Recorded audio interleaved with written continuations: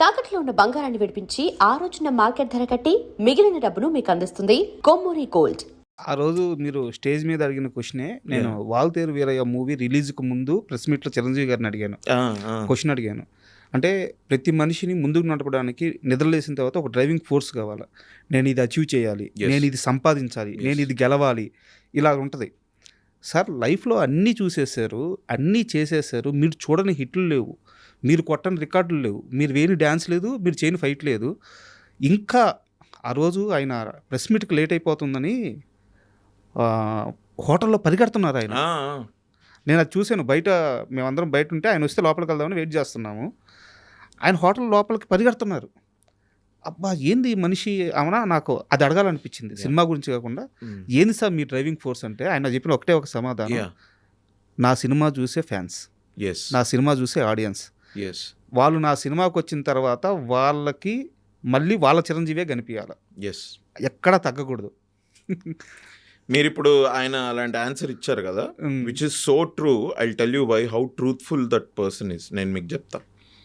మా Shankar Varaprasad cinema hit అయింది, right? ఒక 1 వీక్ తర్వాత సక్సెస్ మీట్ అయిపోయింది ఆవాస హోటల్లో. తర్వాత వీఆర్ ఇన్వైటెడ్ టు చిరంజీవి గారి ఇల్లు. Okay, right. ఇది ఒక లెజెండరీ యాక్టర్ పక్కన ఒక 50 రోజులు చేయడమే ఒక పెద్ద విషయం అనుకుంటే, ఇది బోనస్. ఇది ఇంకో పెద్ద బోనస్. అంటే ఇది ఎక్కడ అంటే ఐ ఫెల్ట్ వెరీ లక్కీ అండి. I have to thank Chiranjeevi garu and Anil అన్న ఫర్. ఎందుకంటే అనిల్ అన్న మెసేజ్ మీ నా ఫోన్ మీద. ఆయన మెసేజ్ వచ్చింది, హాయ్ అభినవ్, నేను అనిల్ రావుపూడిని మాట్లాడుతున్నా, how are you? Sir hello sir, hi how are you sir, ఇది అంటే ఒకసారి మాట్లాడదామంటే ఎస్ సార్ అని వెంటనే ఇదే సార్ మీ నెంబర్, నేనే కాల్ చేశా. అవును అభినవ్, ఒకసారి ఇక్కడ ఇట్లా ఆఫీస్లో ఒకసారి రాగలవా, లెట్స్ మీట్. Sure sir. వెళ్ళిపోతే సార్ ఇట్లా సినిమా అనుకుంటున్నాను నేను, నీకు రోల్ ఉంది, అది ఇది. ఏంటి సార్ ఎవరి సినిమా? ఎందుకంటే నాకు అప్పటికే తెలుసు అనిల్ రావుపూడి గారు ఈజ్ డూయింగ్ విత్ చిరంజీవి గారు. ఏంటి ఏ సినిమా సార్? ఒకసారి ఆయన తోటి కన్ఫర్మేషన్ తీసుకుందాం. ఇంకో షేడ్ బయటకు వచ్చింది, మస్తు షేడ్లో ఇదొక షేడ్. ఏంటి సార్ అది, ఏంటి ఆ సినిమా ఏంటంటే చిరంజీవి గారిదయ్యా ఇది. సార్ నిజంగా what are you saying sir? ఓ షెట్ అనుకొని సార్ అంటే, సార్ అప్పటికి ఫస్ట్ హాఫ్ బాగా అయిపోయింది, సెకండ్ హాఫ్ ఆల్మోస్ట్ అయిపోయింది, ఇంకొన్ని ఏవో చేంజెస్ చేశారు. బట్ సార్ నాకు చూచాయిగా స్టోరీ చెప్పారు. Sir great sir, lovely, thank you. అసలు మీరు నన్ను ఎందుకు అనుకుంటున్నారు ఇలా అని. యాక్చువల్గా మన క్వశ్చన్ ఇదే, మనం ఎటు వెళ్ళిపోయా, నన్ను ఎందుకు మీరు ఈ సినిమాగా అనుకుంటున్నారు అన్న వరకు అడగాలి అనుకునేది వరకు వెళ్ళి నేను ఆపేసా. ఎందుకు లేరా, ఆయనకు నా మీద ఉన్న డౌట్లు తీసి పడుతా మళ్ళీ. ఎందుకంటే చిరంజీవి గారితో నేను ఇప్పుడు మీరు అడిగారు కదా, never even expected to do a film with him, let alone meeting him. I met him. ఆయన ముందు what I thought I said, I thought thank you, amazing. ఇవాళ now I feel like I'm in the industry because I met Chiranjeevi garu. ఇప్పుడు మీరు అన్నారు కదా ఆయన పరిగెట్టుకుంటూ వస్తున్నారు ఇది అని. మాకు సక్సెస్ మీట్ అయిపోయింది, we went to his home, చిన్న సెలబ్రేషన్. తర్వాత కూర్చొని తింటున్నాము. సార్ మన పిఆర్ఓలను పిలిచి he was like, pre release అయిపోయింది, అదే ప్రీ రిలీజ్ అయిపోయి 8 days అయింది, అప్పటికి 8-10 days అయిపోయింది ప్రీ రిలీజ్ అయ్యి. ప్రీ రిలీజ్లో కాదయ్యా బాగానే ఉంది, అందరూ నా గురించి మాట్లాడుతున్నారు, ఇది బాగానే ఉంది, మనము ఆడియన్సెస్ గురించి కూడా ఆలోచించాలి కదా. ఆ ఈవెంట్ అయిపోయేసరికి 10 అయింది, 10:15, 10:30 అయిపోయింది. ఇప్పుడు అందరికన్నా లాస్ట్ నేను మాట్లాడాలి. ఇంతమంది వచ్చారు వినడానికి. ఈ ముందర మాట్లాడుతున్న వాళ్ళు ఉంటుంది వాళ్ళకి మాట్లాడాలని ఇది, బట్ వాళ్ళు కొంచెం స్పీచ్ తక్కువగా ఇచ్చుకుంటే త్వరగా నేను మాట్లాడేసి అయిపోతే, ఆడియన్సెస్ ఎక్కడెక్కడి నుంచో వచ్చారు మా ఫ్యాన్స్ అంతా ఆడిటోరియంలో 10:30 వరకు. 10:30కి మనం వదిలితే వాళ్ళు ఎప్పుడు వెళ్తారు ఇంటికి? ఇంటికి వెళ్ళే వరకు ఇంకా ఎంత టైం ఉంటుంది? పోనీ ఏదో అమీర్పేట, పంజగుట్ట ఓకే, వీళ్ళు ఎవరెవరో ఎక్కడెక్కడి నుంచో వచ్చారు, దిల్సుఖ్ నగర్, ఎల్బీ నగర్, కొంతమంది పక్క రాష్ట్రాల నుంచి వచ్చారు. వీళ్ళ పరిస్థితి ఏంటి? మనం అది ఆలోచించొద్దాం. మనం ఇంత ఆలోచించారు ఆయన. హీ సెడ్ దట్ అందుకే అగైన్ మైండ్లో పెట్టుకొని మా షీల్డ్ ఇచ్చే కార్యక్రమం అయింది కదా. మీరు నా స్పీచ్ చూడండి ఎట్లుంటుందో, 3 minutes వద్దు. ఎందుకంటే అగైన్ అది ఈవెంట్ పొడుగు వెళ్తోంది, మాకు తెలుస్తోంది, వద్దొద్దు అని because that's how much he cares about. మీరు అడిగితే క్వశ్చన్ మీకు చెప్పడం కాదు, దట్స్ వాట్ హీ డస్. ఆయన అదే చేస్తాను. ఆయన అదే హీ డస్ దట్. సో మీకు అదే ఆన్సర్ ఇచ్చారు. మీరు మీడియా, మీరు ఇంతమంది కూర్చున్నారు, కెమెరాలు ఉన్నాయని ఒకటి చెప్పి ఒకటి చేసే ఇది కాదు అసలు. ఎందుకే మీకు మీ క్వశ్చన్కి ఆన్సర్ దొరికిందా? ఏదండి? నన్నే ఎందుకు సెలెక్ట్ చేసుకున్నారు అనేది? లేదు, నేను ఇంకా అది అడగలేదు కూడా. I thought let's just be happy with this experience and let me just enjoy working with Chiranjeevi garu. And అబ్బా 2025 పర్సనల్గా అంత మంచి ఇయర్ కాదు నాకు, but professionally this is one milestone year. 2025ని నేను డైరీ రాసే అలవాట్లేదు నాకు, కానీ రాస్తే 2025 నుంచి మొదలు పెట్టచ్చు. Such a wonderful time I had. Sir కూడా చాలా అసలు పాప నాకు అప్పుడప్పుడు అనిపిస్తుంటుంది వాళ్ళ ఫ్యాన్స్ ఇంత పిచ్చి పిచ్చిగా దే లవ్ హిమ్ కదా.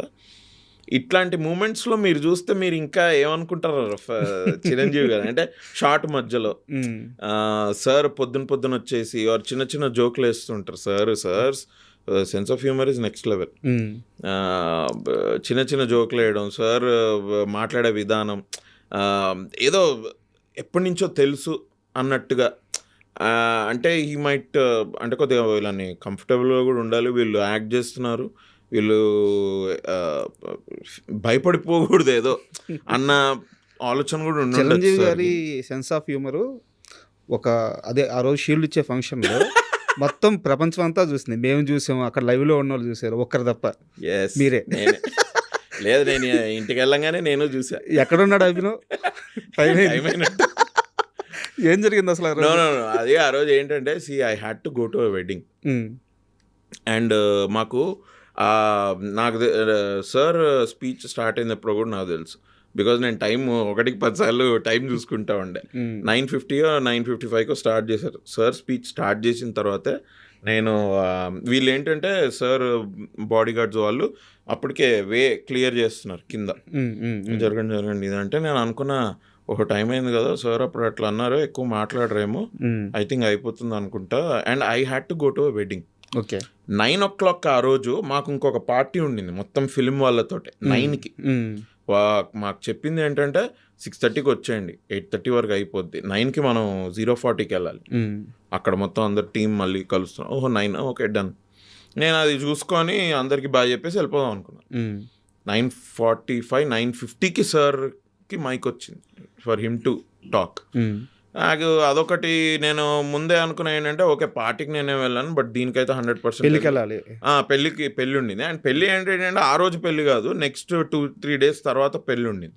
My parents had to go to, మా బ్రదర్ ఈజ్ ఇన్ కెనడాలో ఉంటాడు, వాడు ఇప్పుడు ఇక్కడ ఉన్నాడు, వెడ్డింగ్కే వచ్చాడు, వాళ్ళ Mrs brother wedding. Okay, so usually నేను వెడ్డింగ్స్కి ఎక్కువ వెళ్ళే రకం కాదు. మా కజిన్స్ అనుకునేదేనో నా వైపు కజిన్స్, ఇది మా సిస్టర్ ఇన్ లా వాళ్ళ ఫ్యామిలీ కదా, కొంచెం I thought okay no I had to go because sister in loss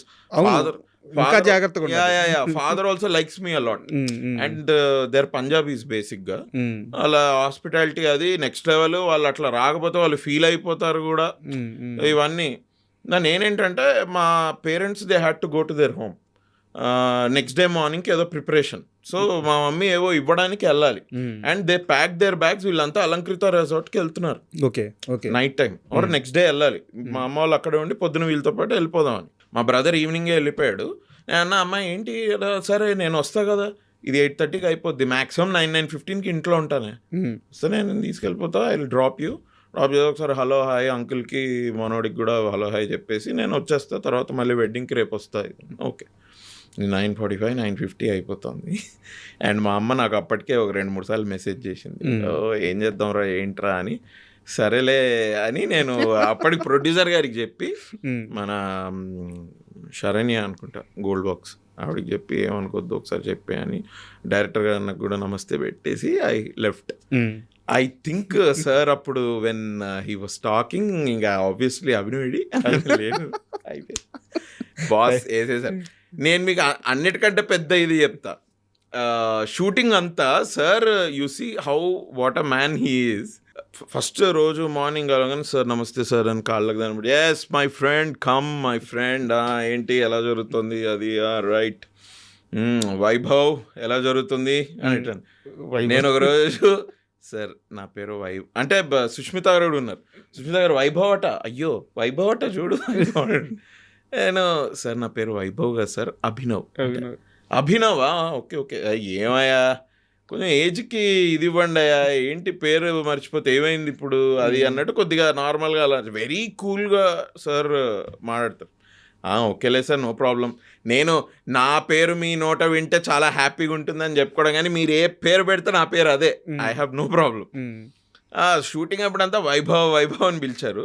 pre రిలీజ్లో when he was talking about me he said Abhinav. Correct. చూసారా మీరు?